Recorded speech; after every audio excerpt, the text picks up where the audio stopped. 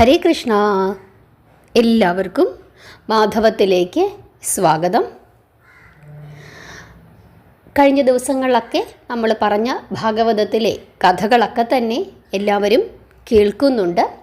എല്ലാവർക്കും മനസ്സിലായി എന്നറിഞ്ഞതിൽ വളരെയധികം സന്തോഷവുമുണ്ട്. ഭഗവത്ഗീതയുടെ വീഡിയോ നമ്മൾ കഴിഞ്ഞ ദിവസം ഇട്ടിരുന്നു. കേൾക്കാത്തവരൊക്കെ തന്നെ അത് കേൾക്കണം. ഇനി നമ്മൾ ഈ വീഡിയോയുടെ അവസാന ഭാഗത്ത് ഭഗവത്ഗീതയുടെ ബാക്കി ഭാഗങ്ങളും കൂടി ഉൾപ്പെടുത്താം. എല്ലാവരും ഭാഗവതത്തിലെ ഈ കഥകളുടെ കൂട്ടത്തിൽ തന്നെ ഭഗവത്ഗീതയുടെ ഓരോ ശ്ലോകങ്ങളും കൂടി കേട്ട് പഠിച്ചു പോകണം. അത് ഈ വീഡിയോയുടെ അവസാനമായിട്ട് ഉൾപ്പെടുത്താം. കഴിഞ്ഞ ദിവസം നമ്മൾ പറഞ്ഞത് വരാഹ അവതാരമാണ്. വരാഹ അവതാരം ശ്രീശുകൻ പരീക്ഷിത്ത് മഹാരാജാവിന് പറഞ്ഞു കൊടുത്തപ്പോൾ പരീക്ഷിത്ത് മഹാരാജാവ് ശ്രീശുകനോട് വീണ്ടും ഇങ്ങനെ ചോദിക്കുകയാണ്: അല്ലയോ മഹാമുനി, സനകാദികളുടെ ശാപത്താൽ അസുരന്മാരായി പിറന്ന ജയവിജയന്മാർക്ക് ശാപമോക്ഷമരുളി അവരെ അനുഗ്രഹിച്ച വിഷ്ണു ഭഗവാനോട് അവർക്ക് ഇത്ര വലിയ ദേഷ്യം തോന്നാൻ എന്താണ് കാരണം? അങ്ങനെ ചോദിച്ചപ്പോൾ ശ്രീശുകൻ അതിന് മറുപടി പറയുകയാണ്: ഈ ദേഷ്യം തന്നെ ഭക്തിയുടെ ഒരു വകഭേദമാണ്.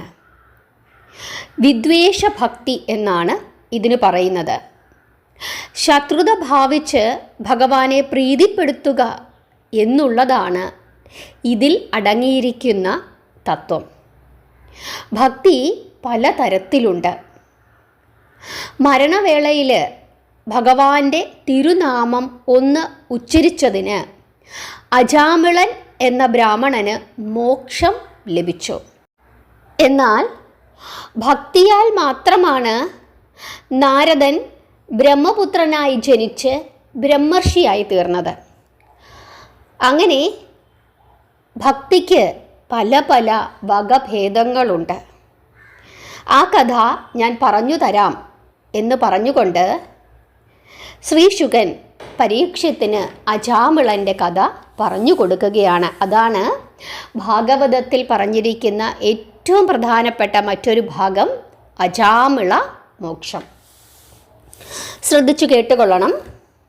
പണ്ട് കന്യാകുബ്ജ എന്ന ദേശത്ത് അജാമിളൻ എന്ന ഒരു ബ്രാഹ്മണൻ ഉണ്ടായിരുന്നു. അദ്ദേഹത്തിന് ഭാര്യയുണ്ടായിരുന്നു, മക്കളുണ്ടായിരുന്നു. വളരെ ധർമ്മിഷ്ഠനും ദൈവഭക്തനുമൊക്കെ ആയിട്ടായിരുന്നു അദ്ദേഹം ജീവിച്ചു പോന്നിരുന്നത്. അദ്ദേഹത്തിൻ്റെ ഭാര്യ അതുപോലെ തന്നെയുള്ള ഒരു ധർമ്മിഷ്ഠയുമായിരുന്നു. അങ്ങനെ ഒരു ദിവസം ഈ ബ്രാഹ്മണൻ, അതായത് അജാമിളൻ, ഹോമങ്ങൾക്കും പൂജകൾക്കും ആവശ്യമായ ദർഭ, ചമത അങ്ങനെയുള്ള സാധനങ്ങളും പൂക്കളും ഒക്കെ ശേഖരിക്കുന്നതിനായിട്ട് കാട്ടിലേക്ക് പോവുകയാണ്. അങ്ങനെ കാട്ടിലൂടെ അല്പം ഉള്ളിലേക്ക് നടന്നപ്പോൾ അതിമനോഹരിയായ ഒരു സ്ത്രീ അവിടെ നിൽക്കുന്നതായിട്ട് ഈ അജാമിളൻ കാണുകയാണ്. ഈ സ്ത്രീ ഒരു വശീകരണ ശക്തി ഉള്ളവളായിരുന്നു, ഒരു മാദക രൂപിണിയായിരുന്നു. ഈ സ്ത്രീയെ കണ്ടപ്പോൾ അജാമിളന് വല്ലാത്ത ഒരു മോഹം തോന്നുകയും ഈ സ്ത്രീരത്നത്തിൻ്റെ അടുക്കലേക്ക് ചെല്ലുകയും ചെയ്യുന്നു. എന്നിട്ട് വല്ലാത്ത ഒരു കാമപരവശനായി തീരുകയാണ് അജാമിളൻ. ഈ സ്ത്രീ യഥാർത്ഥത്തിൽ ഒരു വേശ്യയായിരുന്നു. ഇങ്ങനെ കാട്ടിലൊക്കെ ചെന്ന് നിന്നിട്ട് ഏതെങ്കിലും പുരുഷന്മാരെ ഒക്കെ കാണുകയാണെങ്കിൽ അവരെ വശീകരിച്ച് തൻ്റെ വീട്ടിലേക്ക് കൂട്ടിക്കൊണ്ടു പോയിട്ട് വേശ്യാവൃത്തിയിൽ ഏർപ്പെട്ടതിനു ശേഷം അങ്ങനെ ധനം സമ്പാദിച്ച് ജീവിക്കുന്ന ഒരു സ്ത്രീ ആയിരുന്നു അവിടെ നിന്നിരുന്നത്.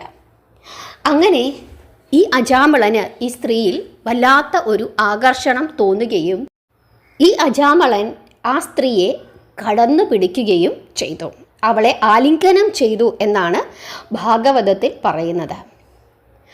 ആ സമയത്ത് ഈ സുന്ദരി ഒന്നും മിണ്ടാതെ നിന്നു. എന്നിട്ട് ഈ അജാമിളൻ ചോദിക്കുകയാണ്: സുന്ദരിയായ ഭവതി, അവിടുന്ന് ആരാണ്? വല്ല ദേവവനിതയാണോ അതോ വനദേവതയാണോ, ഇങ്ങനെയൊക്കെ ചോദിക്കുന്നുമുണ്ട്. അപ്പോഴും ആ സ്ത്രീ ഒന്നും മിണ്ടിയില്ല. ആ സമയം ഈ ബ്രാഹ്മണൻ്റെ കയ്യിലുണ്ടായിരുന്ന ചമതയും ദർഭയുമൊക്കെ താഴെയും വീണു. അങ്ങനെ ഈ സ്ത്രീയുടെ സൗന്ദര്യത്തിലും ആകർഷണത്തിലും ഈ അജാമളൻ അങ്ങ് മയങ്ങിപ്പോവുകയാണ്. അങ്ങനെ പെട്ടെന്ന് തന്നെ ഈ അജാമളൻ തൻ്റെ ഭാര്യയെയും കുഞ്ഞുങ്ങളെയും പറ്റി അങ്ങ് മറന്നു പോകുന്നു. അവരെപ്പറ്റി അദ്ദേഹം ഓർക്കുന്നേയില്ല. ഈ സ്ത്രീയുടെ പുറകെ അങ്ങ് പോവുകയാണ്. ആ സമയത്ത് ഈ സ്ത്രീ പറഞ്ഞു, അങ്ങ് എന്തിനാണ് എൻ്റെ കൂടെ വരുന്നത്?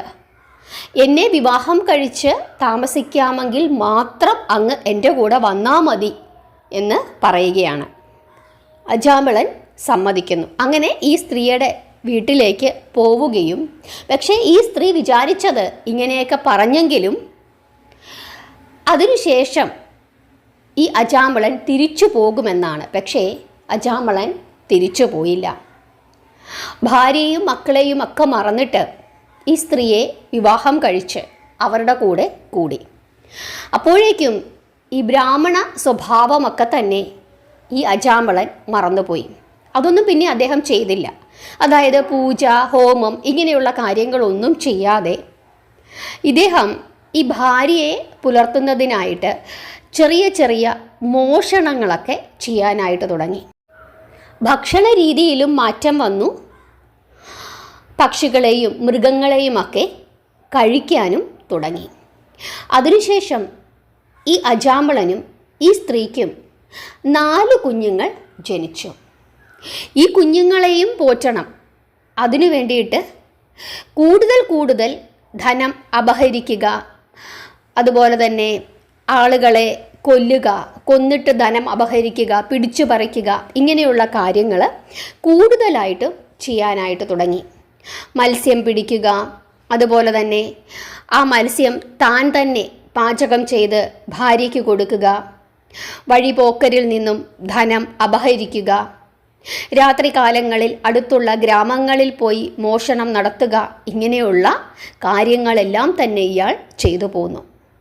കുളിയില്ല, ജപമില്ല, ദേഹശുദ്ധിയില്ല, ഇങ്ങനെ ഒരു അധമ ജീവിതം ഇയാൾ നയിക്കുകയാണ്. ഈ അജാമളനും ഭാര്യയ്ക്കും, അതായത് ഈ സ്ത്രീക്കും 4 ആൺമക്കളാണ് ഉണ്ടായത്. അവസാനം ഇയാൾ വൃദ്ധനാകുന്നു.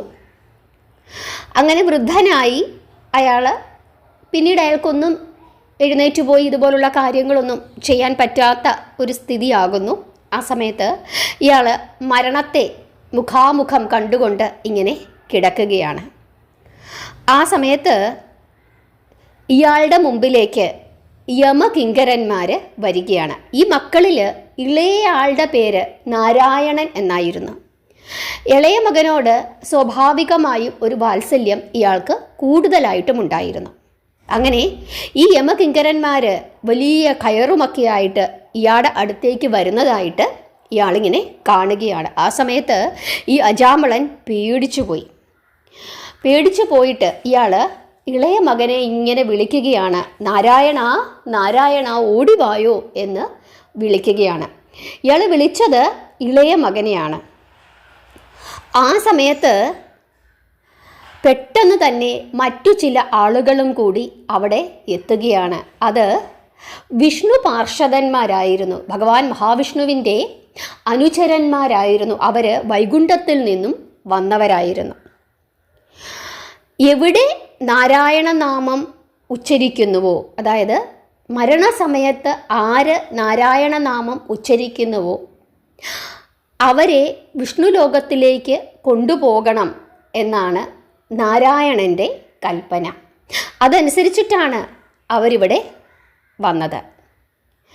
അവർ ഈ മഹാവിഷ്ണുവിൻ്റെ അനുചരന്മാർ യമഭടന്മാരോട് ഇങ്ങനെ ചോദിച്ചു, നിങ്ങൾ എന്തിനാണ് ഇദ്ദേഹത്തെ കയറാൽ ബന്ധിക്കാൻ ഒരുങ്ങുന്നത്?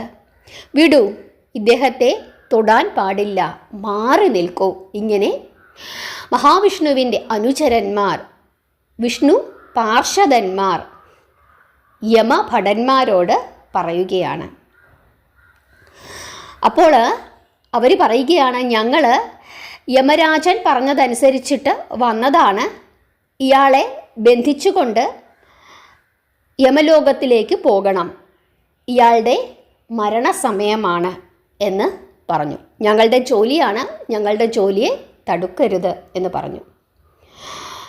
ഉടനെ വിഷ്ണു പാർഷദന്മാർ ഇങ്ങനെയാണ് പറഞ്ഞത്, ശ്രദ്ധിച്ചു കേട്ടുകൊള്ളുക.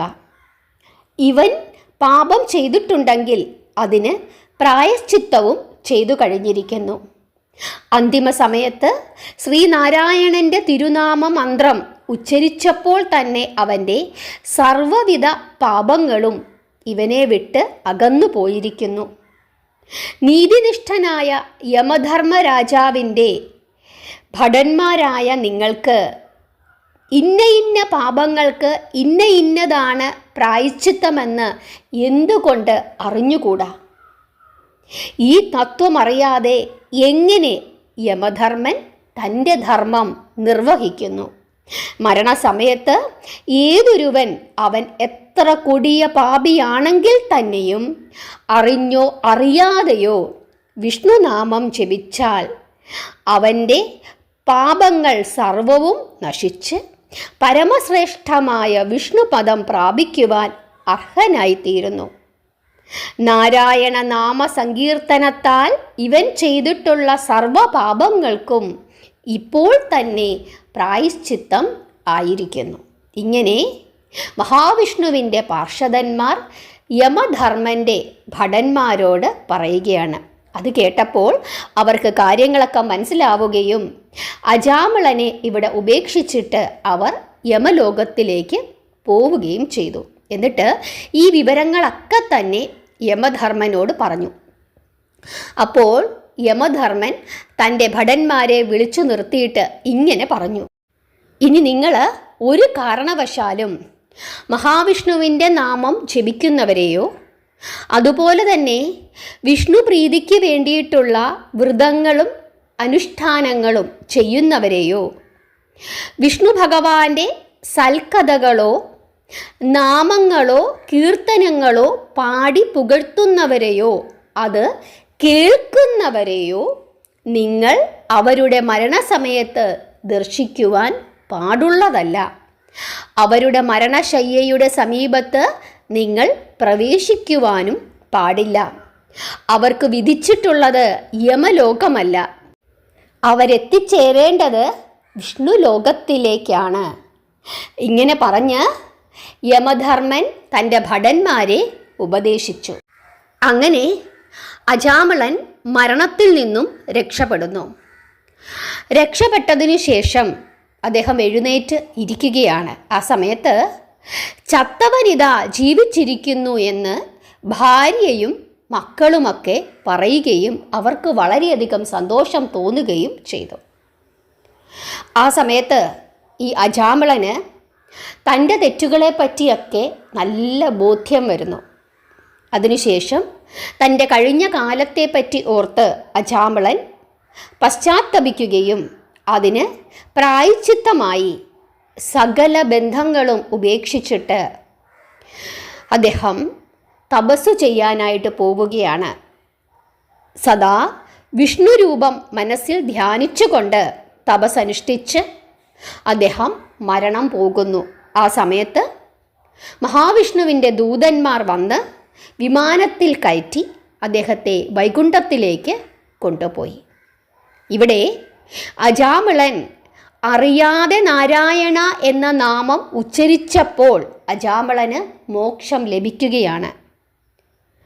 അപ്പോൾ ഭക്തിയോടുകൂടി സദാ വിഷ്ണുനാമം ജപിക്കുകയും മഹാവിഷ്ണുവിൻ്റെ കഥ കേൾക്കുകയും മഹാവിഷ്ണുവിൻ്റെ കഥകൾ പറഞ്ഞു കൊടുക്കുകയും ചെയ്യുന്നവരുടെ പരമോന്നത ഗതി എന്തായിരിക്കും എന്ന്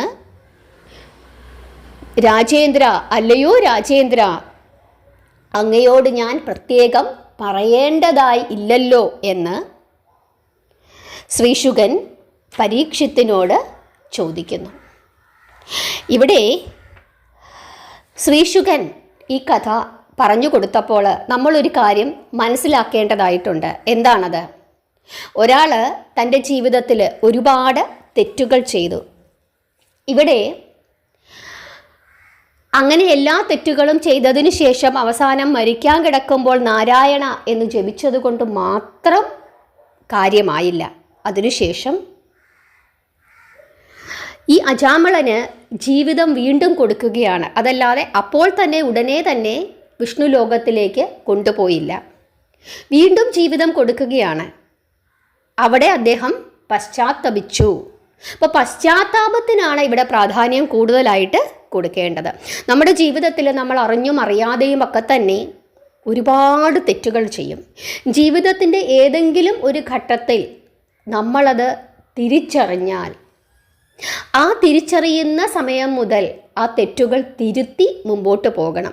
ഇവിടെ അജാമിളൻ ചെയ്ത തെറ്റ് അജാമിളൻ പശ്ചാത്തപിച്ചു തീർത്തു, തപസ്സു ചെയ്തു എന്നാണ് പറയുന്നത്. പക്ഷേ നഷ്ടങ്ങൾ ഉണ്ടായിട്ടുണ്ട്.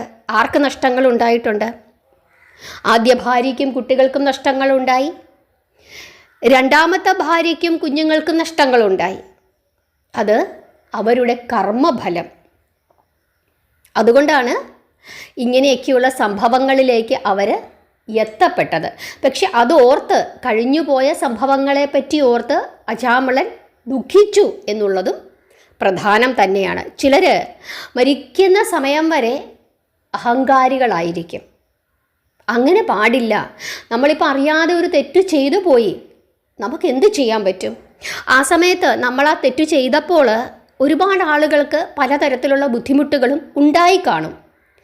നമ്മൾ ആ തെറ്റ് തിരിച്ചറിയുന്ന സമയത്ത് നമുക്കൊരിക്കലും ആ പഴയ കാലത്തിലേക്ക് തിരിച്ചു പോകാൻ സാധിക്കുകയില്ല. അവർക്ക് നഷ്ടപ്പെട്ടതൊന്നും തന്നെ നമുക്ക് തിരിച്ചു കൊടുക്കാനും സാധിക്കുന്നതല്ല. പക്ഷേ അത് തിരിച്ചറിഞ്ഞ് പശ്ചാത്തപിക്കുക എന്നുള്ളതാണ് ഏറ്റവും പ്രധാനം. ആ തിരിച്ചറിവ് അത് നമ്മുടെ ജീവിതത്തിൽ എപ്പോഴും ഉണ്ടാകണം. അറിഞ്ഞോ അറിയാതെയോ നമ്മൾ എന്തെങ്കിലും തെറ്റു ചെയ്തിട്ടുണ്ടെങ്കിൽ അത് ഭഗവാന്റെ കാൽക്കൽ സമർപ്പിച്ചിട്ട് ഇനി ആ തെറ്റ് ആവർത്തിക്കാതിരിക്കുകയും കൂടുതൽ ഭഗവാനെ വിളിച്ച് പ്രാർത്ഥിക്കുകയും ചെയ്യുക. തെറ്റു തിരുത്താൻ എന്തെങ്കിലും ഒരു അവസരം ഉണ്ടെങ്കിൽ ആ തെറ്റ് തിരുത്തുകയും ചെയ്യുക.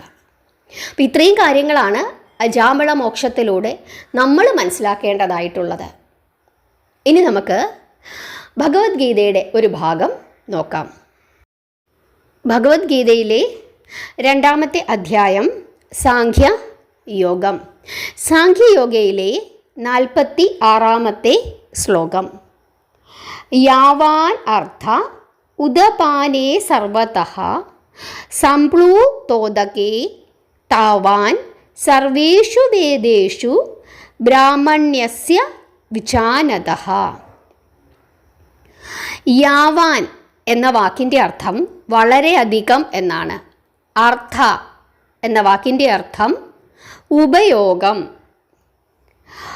ഉദപാനി അർത്ഥം ജലസംഭരണി.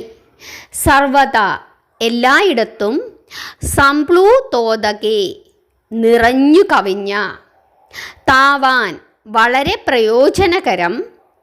സർവേഷു വേദേഷു അർത്ഥം വേദങ്ങളിൽ. ബ്രാഹ്മണ്യസ്യ അർത്ഥം ജ്ഞാനിയെ. വിജാനത അർത്ഥം അറിയുന്നവനെ. ഇനി നമുക്ക് ശ്ലോകത്തിൻ്റെ അർത്ഥം നോക്കാം.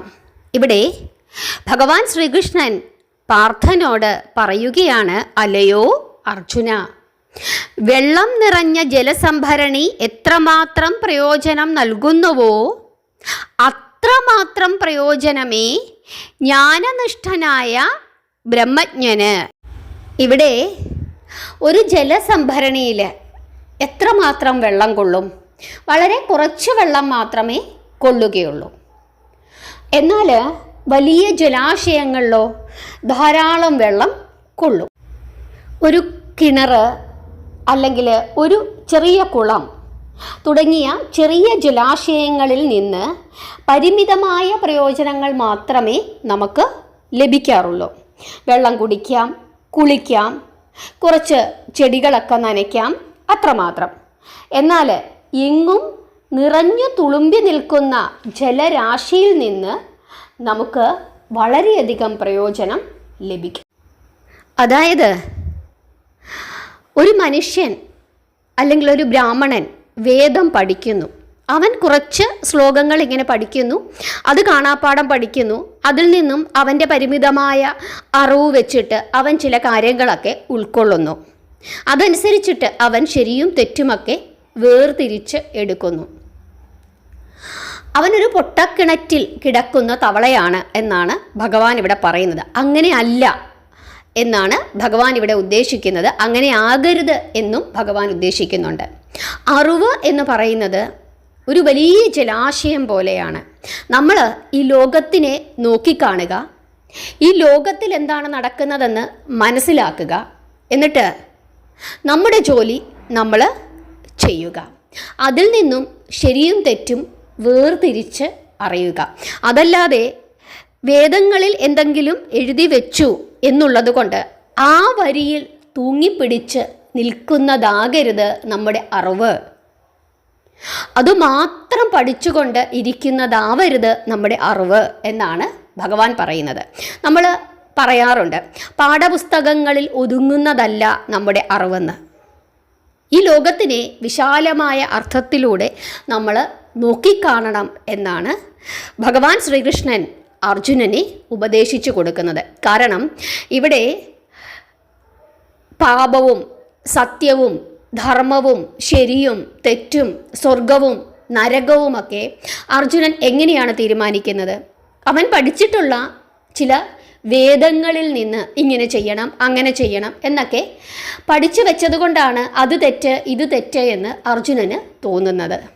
അങ്ങനെയല്ല വേണ്ടത് എന്നാണ് പറഞ്ഞിരിക്കുന്നത്. വേദം മാത്രം പഠിച്ചുകൊണ്ടിരിക്കുന്ന ഒരു ബ്രഹ്മജ്ഞാനിക്ക് അവന് വേണ്ട വിധത്തിലുള്ള അറിവ് സമ്പാദിക്കാൻ സാധിക്കുകയില്ല എന്നാണ് ഭഗവാൻ ഇവിടെ പറഞ്ഞിരിക്കുന്നത്. നമ്മളോട് ഓരോരുത്തരോടും ഭഗവാൻ അതുതന്നെയാണ് പറഞ്ഞിരിക്കുന്നത്. ഒരു കഥ നമ്മൾ പഠിക്കുന്നു, അജാമിള മോക്ഷം. അത് നമ്മൾ പഠിക്കുമ്പോൾ നമ്മൾ വിചാരിക്കും, ഭഗവാൻ പറഞ്ഞിട്ടുണ്ടല്ലോ എന്തൊക്കെ തെറ്റു ചെയ്താലും അവസാന കാലത്ത് നാരായണ എന്ന് വിളിച്ചാൽ മതി, അതോടുകൂടി സകല പാപങ്ങളും തീരും എന്ന്. അങ്ങനെ അല്ല എന്ന് മനസ്സിലാക്കുക. ജീവിതത്തിൽ ശരിയും തെറ്റുമൊക്കെ ഉണ്ടാകും.